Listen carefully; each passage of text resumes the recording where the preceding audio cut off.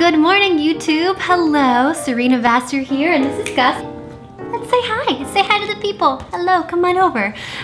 Gus is my service dog. Welcome to my channel. Today I wanted to give you guys a little bit, some tips here on how to do a little bit of training and show you kind of what me and Gus's morning routine looks like. Let's get him more in the frame. You don't say.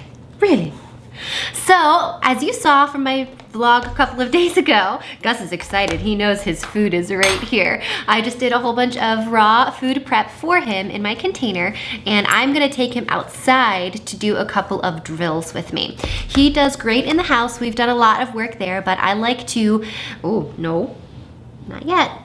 I like to challenge him a little bit with some more distractions. So we have some people here at the house who are replacing the windows outside, a couple of windows in our house, and that's a really great distraction. Lots of people in and out, some ladders and things moving. So we're going to take Gus out and do our normal daily training routine with his food, his wonderful raw food, which he loves, and see if we can have some fun at the same time.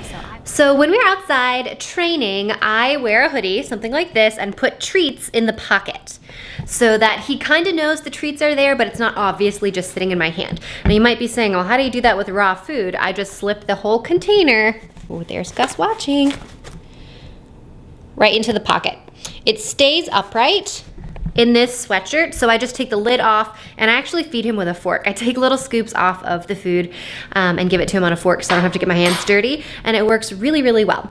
So I love this hoodie for that, and if it gets a little bit dirty, I just throw it in the wash and it's no problem. But the pocket is such a good shape that it just holds the container upright with no issues. So let's go outside and get started. One other thing I forgot to mention is that we use a clicker. We do clicker training. So Gus knows when he hears this little click, that he's done something correctly and will get a reward. So then the click happens and he gets some food. Whoops, okay, go get it. Oh, fun dog times.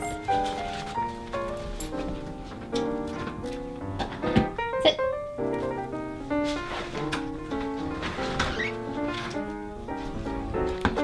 Wait. Okay.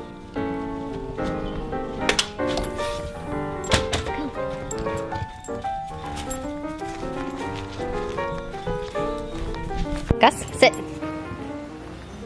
Gate is open, people are around.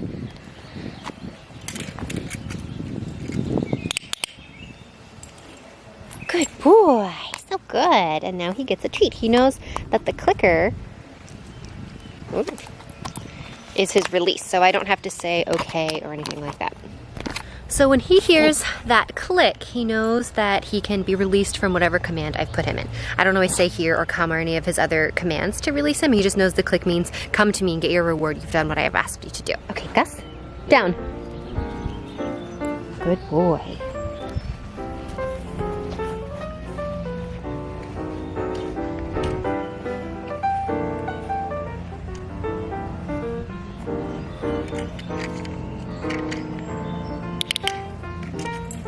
Good boy, so good. Very good, nice, patient waiting. There you go. You hear the saw in the background. Okay, Gus, goose.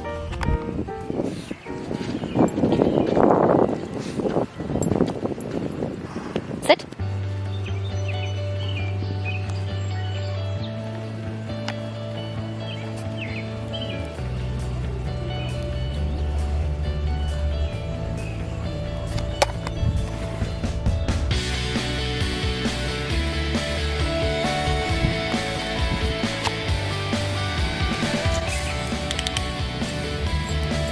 Good boy, so good. Good job, Gus. Pocket. Goose.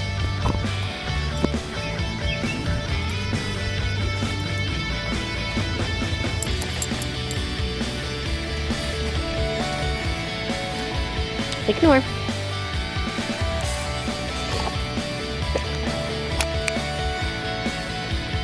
That finger means sit. Good boy. Here you go.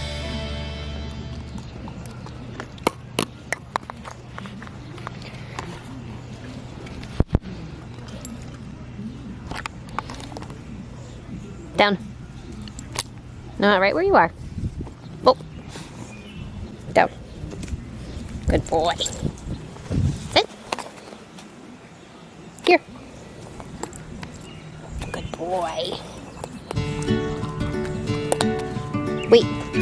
Sit.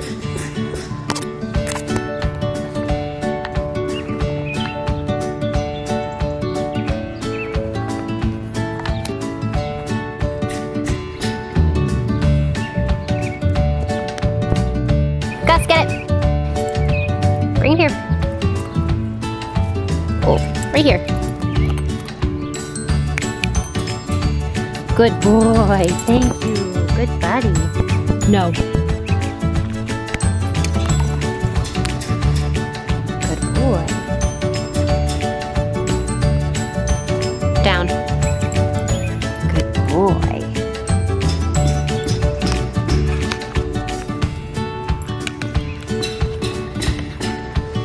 See? Very well behaved. No. Down. Good boy. So you see, he does pretty well even though his food is right here in front of him. He knows he can't have that until I let him. And we're not gonna let him have all that food just yet. Gus, sit. Now this is harder because my back is turned to him and he has to wait till I call him over.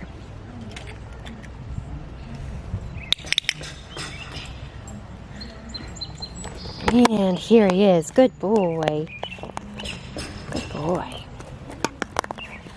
So when we do treats, we do something called a random rate of reward. So he doesn't get the same amount of food each time. Sometimes he gets several pieces of food. Sometimes he just gets one piece. Sometimes he gets nothing. And this actually helps the dog to, any of your dogs, service dogs or not, helps them to build anticipation for when they do get their rewards. It's kind of like if you think about people at a slot machine. You never know how much money you're gonna get at that time or if you're gonna get anything at all. So it kind of builds dopamine response and has them get really excited for the tasks and the tricks that you're asking them to do. So that's why we do that. Ready, Gus? Let's do one more. Foos.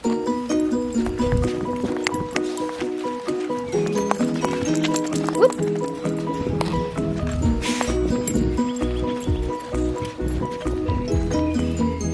Good boy. Now, Gus, sit.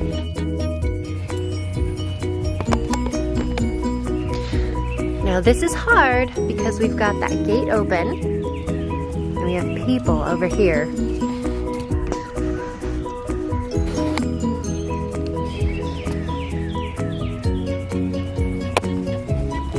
Nope. Sit.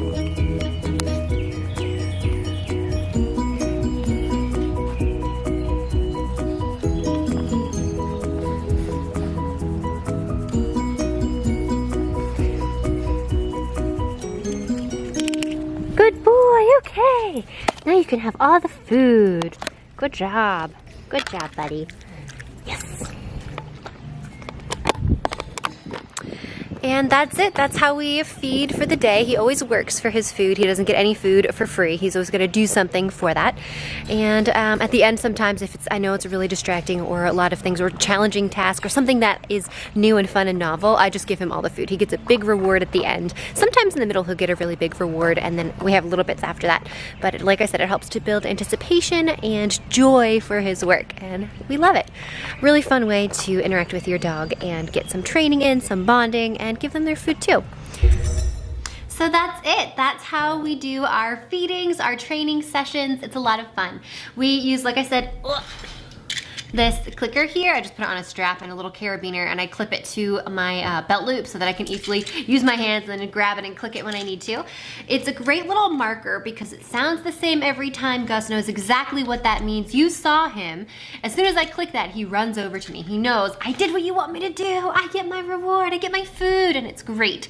So it's just a game for him. He knows, any working dog knows, I do what you wanted me to do and I get my reward. So I think that's a pretty cool game to play. Even if you don't have a service dog, you can play this kind of game with your pet dog, and it's awesome. It's a great way to build a relationship with them, help them to be a better dog. If you have a dog at home, a pet dog that like barks every time it wants to eat, for example, then what you do is you take all the kibble or the raw food or whatever you're feeding, you pick that up, you put that in a pocket, in a treat pouch, or whatever you want out of their direct line of sight, and as soon as they're quiet, you can say yes, you can say good, you can get a clicker, you can make a click sound with your tongue, and give them a reward, right? They will learn very, very quickly. When I'm quiet, I get my food. It's very common for dogs to jump in and just start bark, bark, bark, bark, bark. Feed me, feed me, feed me. And then we as humans were like, oh my gosh, they're freaking out. I need to go faster. I need to go and I need to give them their food faster. But then what has happened is that dog has trained you really well to give them their food when they demand it. Dogs should not demand things of us like that. We should be able to have a really positive, healthy relationship with them. And that's why I love having Gus work for his food. Now, we also play another game called Shaping, and that is super, super fun. Today, we were working on drills on commands, and I often do that at his breakfast meal. So we do a mixture of shaping and actual commands. So you saw us do sit down, here, he doesn't know the word come, he knows here, and foos. Foos is heel. So we did run through all of those, and we also did a lot of duration stays. So you may have noticed when we were filming outside that I didn't say the word stay to anything. It's built into the command. When I give him a command, he knows I don't break this command until you say so. Whether the click is a release. This is another command. Come to me to get your reward. So instead of saying okay or here or free or whatever people say as their release word, I just do the clicker and he knows I've completed the task. I've completed the first command that you put me in with an implied stay attached to it. Now it's okay to break that command. With shaping, maybe I'll do another part of this video tonight. We'll do some shaping and with his dinner meal. And what shaping is you just let him try to figure it out. And I love this. This was a tip. This was some stuff that I got from his first trainer. His first trainer's service dog does this with all of her dogs, and it's a phenomenal way to train. You keep the dog active and engaged and learning for themselves. So with shaping, we sit down and I just wait. I sit there and I don't make eye contact with him. I don't look at him. I kind of just stare off and watch him and see what he does. He might jump on the chair. He might go under the chair. He might bring me a shoe. He's been into bringing me my shoe recently because we've been working on retrieve. So he just thinks, oh my gosh, whenever we're shaping, she wants me to bring her something. He actually brought me the other day. I wish that I had gotten this on film, but let me show you. He dragged my houseplant over to me.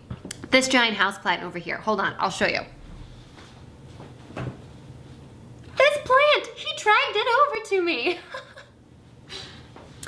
So that is the creative aspect of working with dog training. He just thought, well, I brought her some other things. She didn't want my ball, she didn't want my squeaky toy, she didn't want her shoe, so I'll get her something else. When I am working with him, I click for yes, or I make that sound with my tongue.